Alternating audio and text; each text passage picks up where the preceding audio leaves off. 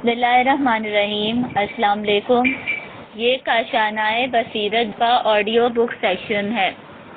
اس وقت آپ جو کتاب سننے کی سعادت حاصل کر رہے ہیں وہ ہے انسان کامل۔ اس کے لکھنے والے کا نام ہے استاد شہید مرتضیٰ مطہری۔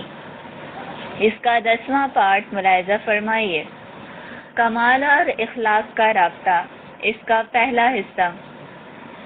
وہی تو خدا ہے جس نے مکہ والوں میں انہی میں سے ایک رسول بھیجا جو ان کے سامنے اس کی آیتیں پڑھتا، ان کو پاک کرتا اور ان کو کتاب اور عقل کی باتیں سکھاتا ہے، اگرچہ وہ لوگ اس کے پہلے کھلی گمراہی میں پڑے ہوئے تھے۔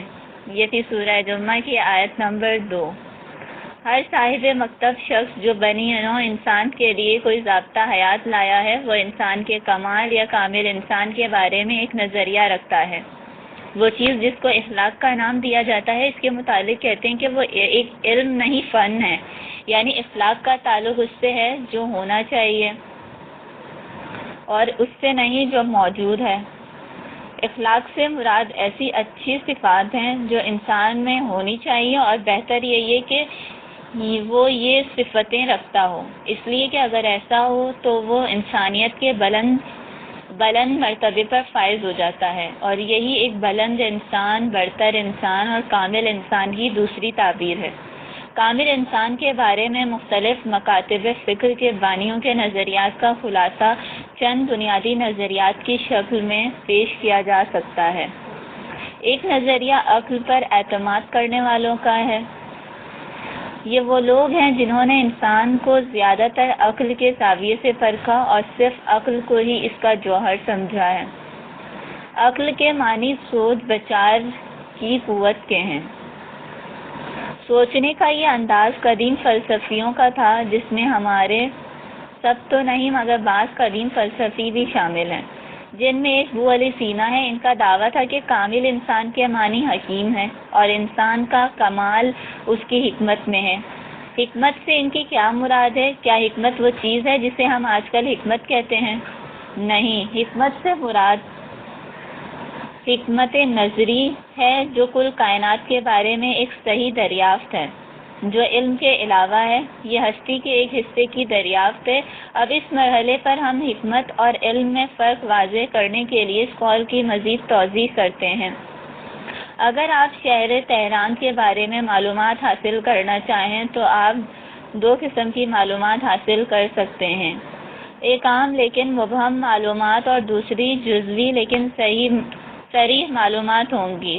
مثلاً بعض اوقات شہر تہران کے بارے میں آپ کی معلومات ایک میونسپل انجینئر کی معلومات کی مانند ہوتی ہیں۔ اگر آپ اسے شہر کا ایک عام نقشہ کھینچنے کو کہیں تو وہ آپ کو تہران کا ایک عام نقشہ کھینچ دے گا اور وہ بتائے گا کہ وہ شمال سے جنوب، مشرق سے مغرب تک کیسا ہے، نیز اس کا جنوب مشرقی اور جنوب مغربی حصہ کیسا ہے۔ وہ شہر کی سڑکیں، میدان اور پارک بھی غزہ پر کھینچ دے گا۔ مثلاً یہ نیاوران ہے، وہ تجریش ہے، اور اس طرف شاہ عبدالعزیز ہے۔ وہ آپ کو تہران کے بارے میں عام اطلاعات بہم پہنچائے گا، لیکن وہ سب مبہم ہوں گی، اور اگرچہ وہ آپ کو سارے شہر کے بارے میں بتائے گا، لیکن اگر آپ اس نقشے میں اپنا گھر تلاش کرنا چاہیں تو نہیں کر پائیں گے۔ بعض اوقات ایک شخص کو اس عظیم شہر کے بارے میں کچھ علم نہیں ہوتا کہ اس میں کتنی سڑکیں ہیں اور کتنے میدان ہیں، لیکن اگر آپ سے ایک خاص محلے کے متعلق پوچھیں تو اسے اس جگہ کی تمام جزیات کا علم ہوتا ہے۔ مثلاً یہ کہ اس محلے میں کتنے کوچے ہیں اور وہ ایک دوسرے سے کیسے ملے ہوئے ہیں، نیز فلاں کوچے میں کتنے گھر ہیں، حتیٰ کہ وہ ان گھروں کے دروازوں کا رنگ بھی جانتا ہے کہ یہ نیلا ہے اور وہ سرخ ہے۔ بس اگر آپ اس شخص سے جو سارے شہر سے واقف ہے ایک خاص جگہ کے بارے میں سوال کریں تو اسے کوئی خبر نہ ہوگی، اور اگر آپ اس شخص سے جو ایک خاص محلے کے بارے میں جانتا ہے سارے شہر کے متعلق پوچھیں تو اسے کچھ پتہ نہ ہوگا۔ حکیم یا فلسفی اس شخص کو کہتے ہیں جو عالم ہستی کا مجموعی طور پر مطالعہ کرتا ہے۔ وہ عالم ہستی کی انتہا کا علم حاصل کرنا چاہتا ہے اور اس کی ابتدا کے ساتھ ساتھ اس کی انتہا کا اندازہ لگانا چاہتا ہے۔ وہ ہستی کے حقائق اور اس کے عام قوانین معلوم کرنا چاہتا ہے۔ لیکن اگر آپ اسی شخص سے کسی جڑی بوٹی، حیوان، پتھر، زمین یا سورج کے متعلق سوال کریں تو اسے کچھ پتہ نہیں ہوتا۔ فلسفی کے نقطۂ نظر کے مطابق حکمت کے معنی دنیا کے بارے میں معلومات ہیں، دنیا کی مجموعی حیت کے بارے میں ایسی معلومات جو حکیم یا فلسفی کے ذہن کے آئینے میں منعکس ہوئی ہوں، یعنی تمام کائنات حکیم کی عقل میں مشخص ہو گئی ہو، میم شین خیر سواد، مشخص ہو گئی ہو لیکن وہ مبہم شکل میں ہو۔ گزشتہ زمانے میں کہا جاتا تھا انسان کا کمال اس میں ہے کہ دنیا کی تمام حیت اس کے ذہن میں منعکس ہو جائے۔ یہی وجہ ہے کہ قدیم فلسفی کہا کرتے تھے عقل دنیا کے انسان کا عینی دنیا کے مطابق ہو جانا اس بات کا سبب بنتا ہے کہ وہ خود اس دنیا کے مقابلے میں ایک دنیا بن جاتا ہے۔ لیکن ان دونوں میں یہ فرق ہے کہ وہ عینی دنیا ہے اور یہ عقلی اور فکری دنیا ہے۔ جیسا کہ ایک شاعر نے کہا، ہر آن زدانش برد توشہ ای جہانی از بنشتہ در گوشہ ای۔ جو انسان عقل و دانش کی منزل طے کر جائے وہ دراصل ایک گوشے میں سمٹی ہوئی دنیا ہے۔ فلسفیوں کے نظریے کے مطابق کامل انسان یعنی جس کی عقل کمال تک پہنچی ہوئی ہو، وہ ان معنوں میں بھی کمال کو پہنچتا ہے کہ اس کائنات کی حیت کا ایک نقش اس کے ذہن میں پیدا ہو جاتا ہے۔ لیکن کس طرح سے؟ ہاں، وہ نقش برہان، استدلال، منطق اور فکر کے لحاظ سے پیدا ہوتا ہے، کیونکہ وہ انسان استدلال اور منطق کے قدموں سے حرکت کرتا ہوا اس مقام پر پہنچتا ہے۔ لیکن انہوں نے اسی پر اکتفا نہیں کیا اور کہا ہے کہ حکمتیں دو ہیں۔ پہلی ہے حکمت نظری یعنی دنیا کو اس کی شکل میں پہچاننا، دوسرا ہے حکمت عملی یعنی انسان کی عقل کا اس کے وجود کی تمام جبلتوں اور قوتوں پر کامل تسلط پانا۔ اگر آپ نے کتب اخلاق کا مطالعہ کیا ہے تو آپ نے دیکھا ہوگا کہ ان میں سے بیشتر اس عقلی بنیاد پر نتائج نکالتی ہیں، یعنی ہمارا فن اخلاق سقراطی اخلاق ہے اور اس کا دار و مدار ہمیشہ عقل پر ہوتا ہے۔ کیا آپ کی عقل آپ کی نفسانی خواہشات پر حاکم ہے یا آپ کی نفسانی خواہشات آپ کی عقل پر حاکم ہے؟ کیا آپ کی عقل آپ کے غصے پر حاکم ہے یا آپ کا غصہ آپ کی عقل پر حاکم ہے؟ کیا آپ کی عقل آپ کے توہمات پر حاکم ہے یا آپ کے توہمات آپ کی عقل پر حاکم ہے؟ اگر آپ حکمت نظری میں اسی دنیا کو اسی طرح سمجھ لیں جیسا کہ ہم اوپر کہہ چکے ہیں، اور حکمت عملی میں بھی اپنی عقل کو اپنے نفس پر مسلط کر لیں کہ آپ کا نفس اور نفسانی قوتیں آپ کی عقل کے تابع ہوں، تو آپ عقل و حکمت کے اس مکتب فکر کے نقطۂ نظر سے ایک کامل انسان ہیں۔ کامل انسان کا تعین کرنے کے بارے میں مکتب عقل کے علاوہ ایک اور مکتب بھی ہے اور وہ مکتب عشق ہے۔ مکتب عشق جو در حقیقت مکتب عرفان ہے، اس میں انسان کا کمال عشق میں اور اس چیز میں سمجھا جاتا ہے جس تک عشق انسان کو پہچانتا ہے، جس تک عشق انسان کو پہنچاتا ہے، اور اس سے مراد خدائے تعالیٰ کی ذات سے عشق ہے۔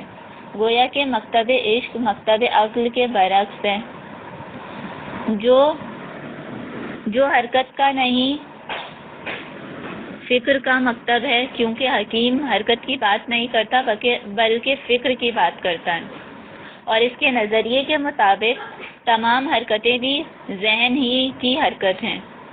جہاں تک عشق کے مکتب کا تعلق ہے تو وہ حرکت کا مکتب ہے، لیکن یہ حرکت افقی نہیں بلکہ صعودی اور عمودی ہوتی ہے، تاہم بعد میں یہ افقی حرکت میں تبدیل ہو جاتی ہے۔ چنانچہ جب ایک انسان کمال تک پہنچنا چاہے تو ضروری ہے کہ ابتدا میں اس کی حرکت عمودی اور صعودی ہو، یعنی وہ خدا کی جانب حرکت اور پرواز ہو۔ مکتب عشق کے لوگوں کا خیال ہے کہ بات فکر کی بات نہیں، بات عقل کی بات نہیں، بات استدلال کی بات نہیں، بلکہ بات انسان کی روح کی بات ہے۔ ان کے نظریے کے مطابق انسان کی روح واقعی حرکت کرتی ہے، اور وہ ایک مانوی حرکت ہوتی ہے، حتیٰ کہ وہ خدا تک جا پہنچتی ہے۔ مطلب یہ کہ یہ مکتب بنیادی طور پر عقل کے مکتب کا راستہ روکتا ہے۔ ہماری ادبیات کا ایک گراں قدر حصہ عقل اور عشق کے مناظرے سے تعلق رکھتا ہے۔ پھر جو اشخاص اس بحث میں وارد ہوئے ہیں اور زیادہ تر خود اہل عرفان تھے، اور انہوں نے ہمیشہ عشق کو عقل پر فتح مند قرار دیا ہے۔ یہ وہی مکتب ہے جس کے پیرو کامل انسان کے لیے اور انسان کے کمال تک پہنچنے کے لیے عقل کو کافی نہیں سمجھتے۔ وہ کہتے ہیں کہ عقل انسان کے وجود کا ایک جز ہے، اور انسان کی عقل اس کی پوری ذات پر محیط نہیں ہے۔ عقل آنکھ کی مانند ہے، اور یہ محض ایک آلہ ہے۔ حالیہ دور میں برستون نے بھی اس بات پر بہت اعتبار کیا ہے۔ اہل عشق کا کہنا ہے کہ انسان کی ذات اور انسان کا جوہر عقل نہیں بلکہ روح ہے، اور روح کا تعلق دنیائے عشق سے ہے۔ یہ ایک ایسا جوہر ہے جس میں خدا تعالیٰ کی جانب حرکت کے علاوہ اور کوئی چیز مطلوب نہیں۔ یہی وجہ ہے کہ عشق کے مقابل عقل حقیر ہو کر رہ جاتی ہے۔ اس مکتب کے پیرو عشق و مستی کو عقل پر ترجیح دیتے ہیں، جیسا کہ حافظ شیرازی کے بعض اشعار میں آیا ہے کہ ان کے ہاں توحید کے معنی کچھ اور ہے۔ ان کی توحید وحدت وجود ہے، اور ایک ایسی توحید ہے کہ اگر انسان وہاں تک پہنچ جائے تو ہر چیز کو حقیقی شکل میں اپنے اندر پاتا ہے۔ اور بالآخر ایک اور مسئلہ پیدا ہوتا ہے کہ انسان بھی ہے اور خدا بھی ہے، اور اس مکتب کے مطابق ایک کامل انسان آخرکار خدا بن جاتا ہے، کیونکہ ان کے نزدیک حقیقی کامل انسان خود خدا ہے، اور وہ ہر انسان جو کامل انسان ہو جاتا ہے وہ خود فنا ہو کر خدا سے متصل ہو جاتا ہے۔ کامل انسان کے بارے میں ایک اور نقطۂ نگاہ بھی ہے، جو نہ عقل پر تکیہ کرتا ہے اور نہ عشق پر، بلکہ وہ فقط قدرت پر تکیہ کرتا ہے۔ اس مکتب میں کامل انسان کے معنی مقتدر انسان کے ہیں۔ ان کے نقطۂ نظر کے مطابق کمال کے معنی قدرت کے ہیں، یعنی اقتدار، زور، اور پھر جس معنوں میں بھی آپ قدرت کو لے لیں۔ قدیم یونان میں کچھ ایسے لوگ تھے جنہیں سوفسٹائی یعنی سوفسٹ کہتے ہیں۔ انہوں نے اپنا یہ نظریہ بڑی صراحت سے بیان کیا اور کہا کہ حق کے معنی ہیں زور، اور جہاں کہیں زور ہے وہ حق ہے، جہاں کہیں قدرت ہے وہی قدرت حق ہے، اور وہی قدرت حق ہے، اور کمزوری بے حقی اور ناحقی کے برابر ہے۔ ان کے ہاں بنیادی طور پر عدالت اور ظلم کے کوئی معنی اور مفہوم نہیں ہے، لہذا وہ کہتے ہیں حق زور ہے، یعنی حق زور میں سے پیدا ہوتا ہے۔ ان کا اعتقاد ہے کہ انسان کی تمام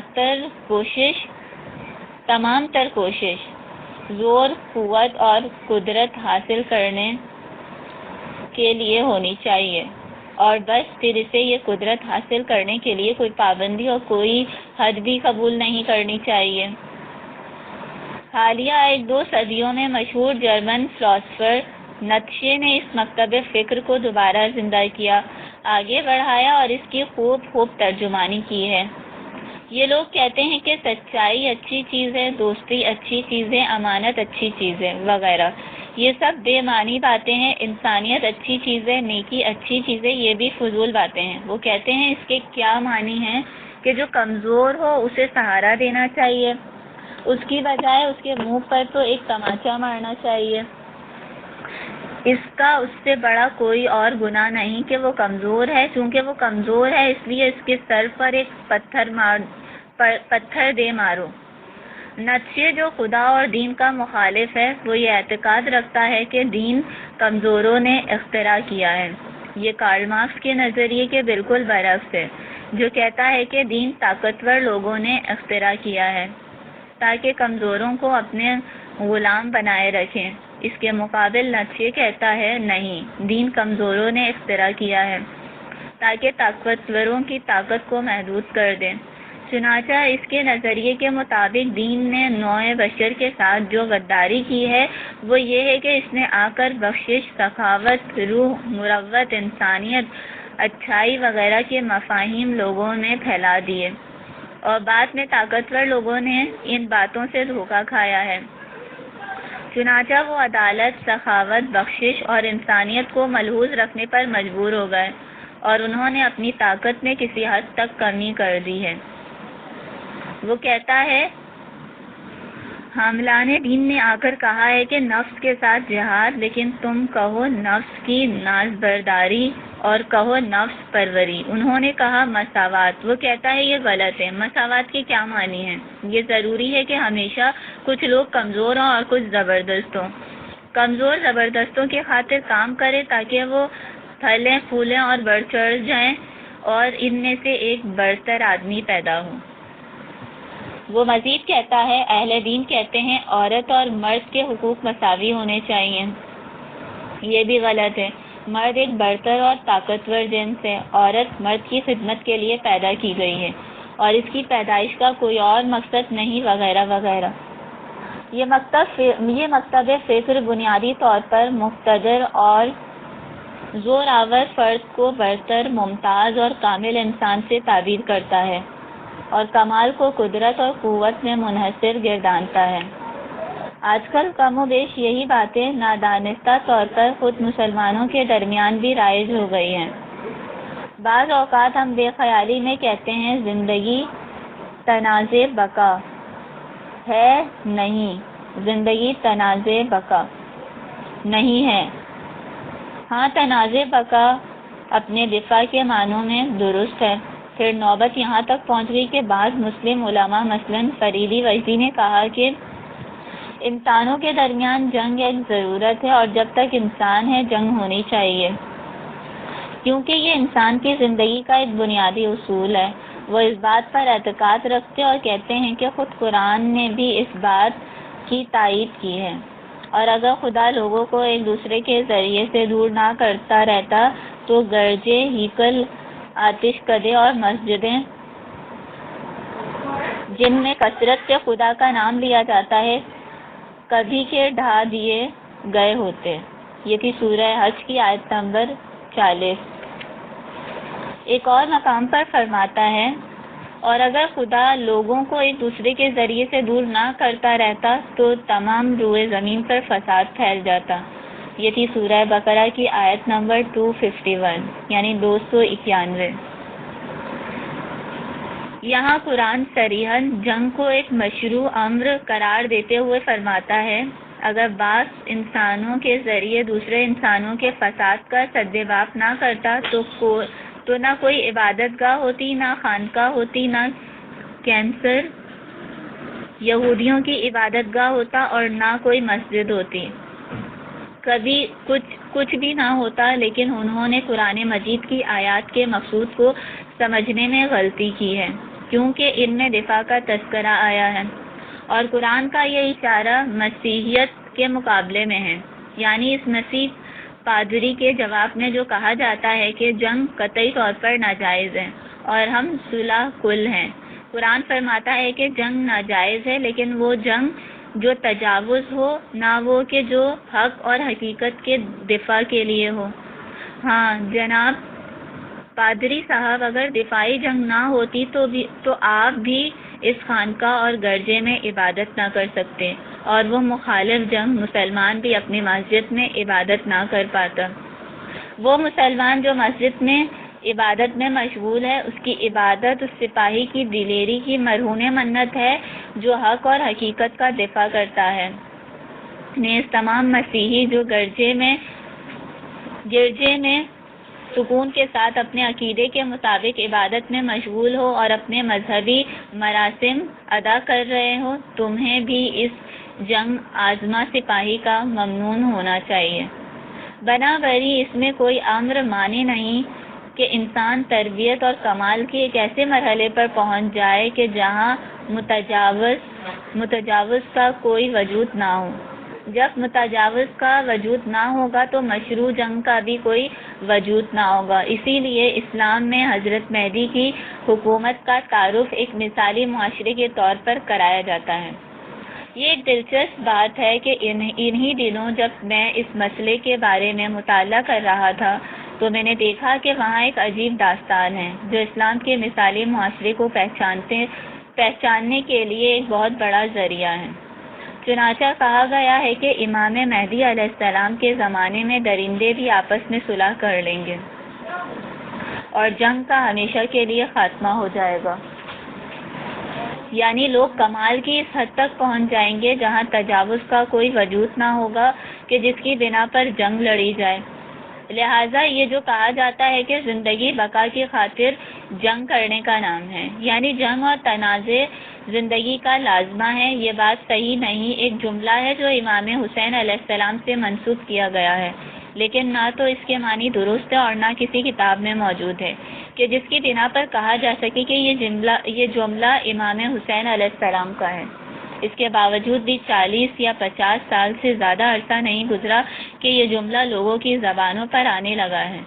کہا جاتا ہے کہ امام حسین علیہ السلام نے فرمایا ان الحیات عقیدۃ و جہاد، یعنی حیات کے معنی عقیدہ رکھنے اور اس عقیدے کی راہ میں جہاد کرنے کے ہیں، لیکن یہ اہل مغرب اور فرنگیوں کے خیال سے مطابقت رکھتا ہے کہ انسان کو چاہیے کہ ایک عقیدہ رکھتا ہو اور اپنے اس عقیدے کی راہ میں جہاد بھی کرے۔ قرآن اس سلسلے میں حق کا ذکر کرتا ہے اور قرآن میں مذکور جہاد اور قرآن کے نظریہ حیات کے مطابق زندگی یہ ہے کہ حق پرستی کا طریقہ ہو اور حق کی راہ میں جہاد ہو، نہ یہ کہ ایک عقیدہ ہو اور اس عقیدے کی راہ میں جہاد ہو۔ اس جگہ ہم کہہ سکتے ہیں کہ عقیدہ ممکن ہے کہ حق ہو اور ممکن ہے کہ باطل ہو، کیونکہ وہ ایک بندھن ہے۔ تاہم یہ ایک اور مکتب فکر ہے جو کہتا ہے کہ انسان کے لیے ضروری ہے کہ وہ ایک عقیدہ، ایک مقصد اور ایک متمع نظر رکھے اور اپنے مقصد کی راہ میں کوشش بھی کرے۔ اب وہ عقیدہ کیا ہو تو وہ خواہ کچھ بھی ہو، اس کی انہیں کوئی فکر نہیں ہے۔ قرآن مجید کے الفاظ بڑے نپے تلے ہیں۔ وہ فرماتا ہے حق پرستی اور حق کی راہ میں جہاد، نہ کہ عقیدہ اور عقیدے کی راہ میں جہاد۔ قرآن کا کہنا ہے کہ پہلے تمہیں اپنے عقیدے کی اصلاح کرنی چاہیے، یعنی عموماً تمہارا پہلا جہاد خود اپنے عقیدے کے ساتھ ہونا چاہیے۔ تمہیں چاہیے کہ پہلے اپنے عقیدے کے ساتھ جہاد کرو اور پھر درست، صحیح اور سچا عقیدہ اختیار کرو۔ پھر جب تمہیں حق کا پتہ چل جائے تو اس کی راہ میں جہاد کرو۔ بہرحال جہاں تک اس قول کا تعلق ہے کہ بنیادی طور پر کامل انسان کا مطلب مقتدر انسان اور طاقتور انسان ہے، تو اس کی بنیاد بھی تنازع بقا کے اصول پر ہے۔ یہ وہی نظریہ ہے جس پر ڈارون کے فلسفے کی بنیاد قائم ہے، اور وہ کہتا ہے کہ زندگی تنازع بقا ہے۔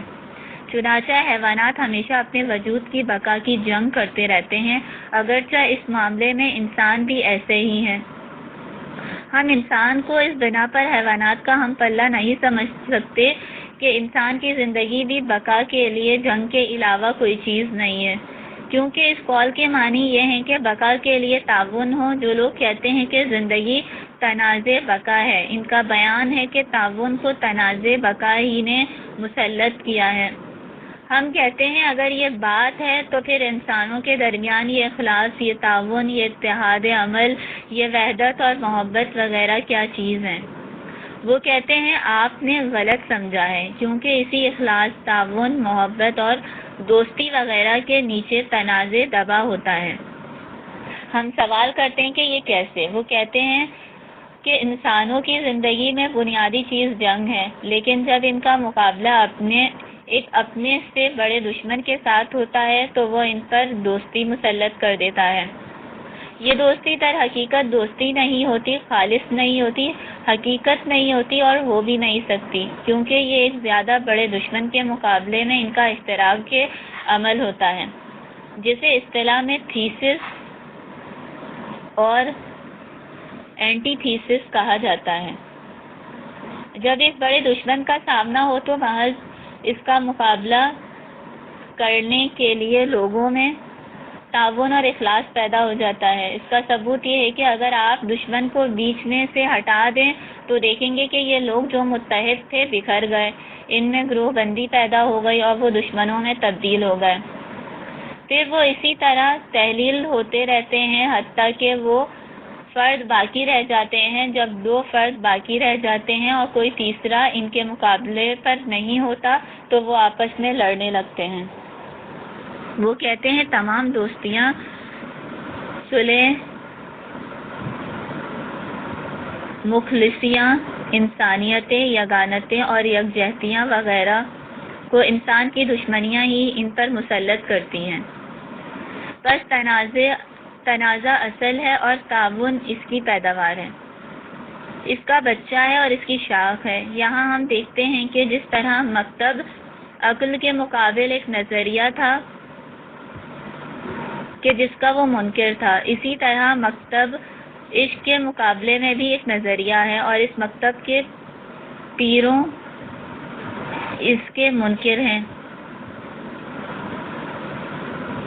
اور اسے محض خام خیالی قرار دیتے ہیں۔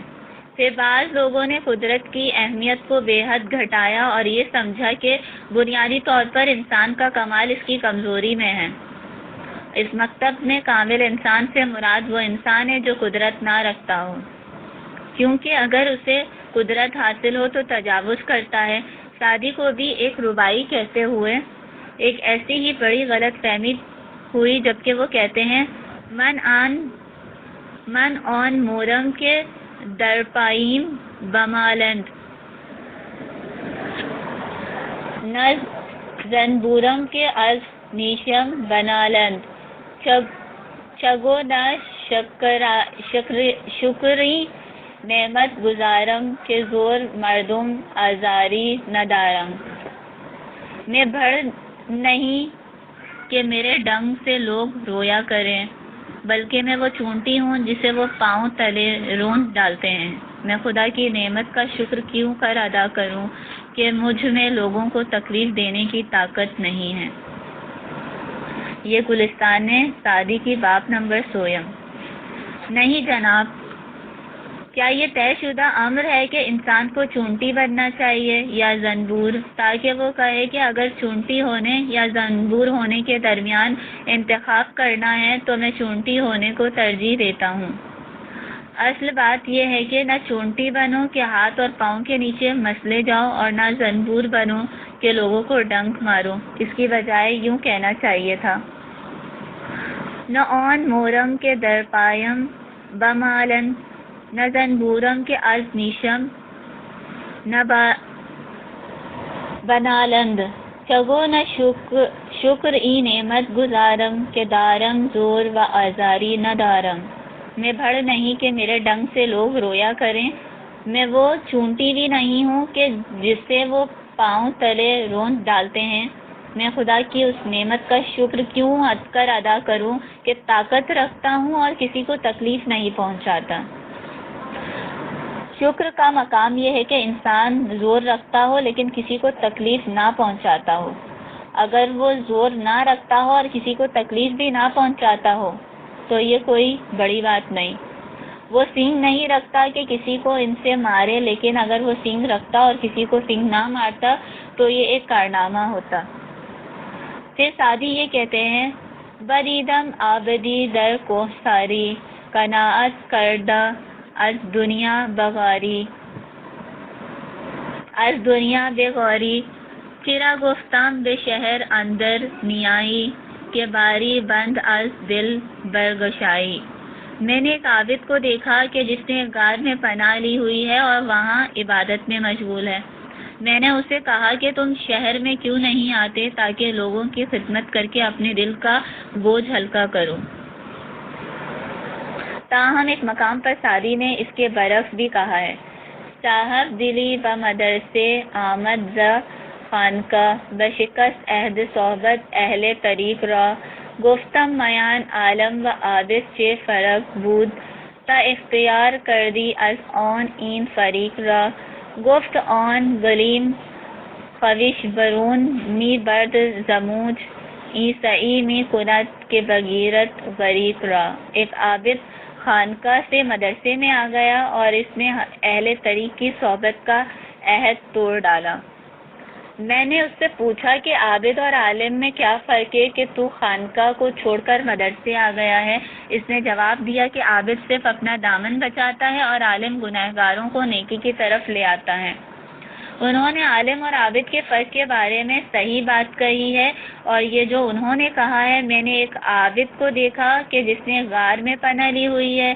میں نے اس سے کہا کہ تم شہر میں کیوں نہیں آتے تاکہ لوگوں کی خدمت کر کے اپنے دل کا بوجھ ہلکا کرو.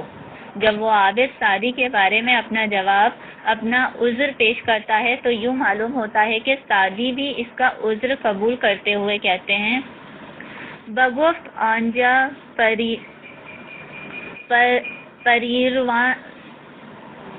بگفت آنجا پریر ویانے نغزند چبل بسیار شد تیلا بغلزند. وہ کہنے لگا کہ شہر میں بہت سے حسین چہرے ہیں اور جب کیچڑ زیادہ ہو تو ہاتھی بھی پھسل پڑتے ہیں. یعنی شہر میں حسین لوگ ہیں اور ہو سکتا ہے کہ میری نگاہ ان پر پڑے اور میں اپنے آپ کو قابو نہ رکھ سکوں، اس لیے میں یہاں آ گیا ہوں اور میں نے اپنے آپ کو غار کے دامن میں مقید کر لیا ہے. انسان کے اس کمال کا کیا کہنا کہ وہ پہاڑوں میں جا کر اپنے آپ کو ایک جگہ مقید کر لیتا ہے تاکہ اپنے آپ کو گناہوں سے بچا سکے. یہ تو کوئی کمال نہ ہوا.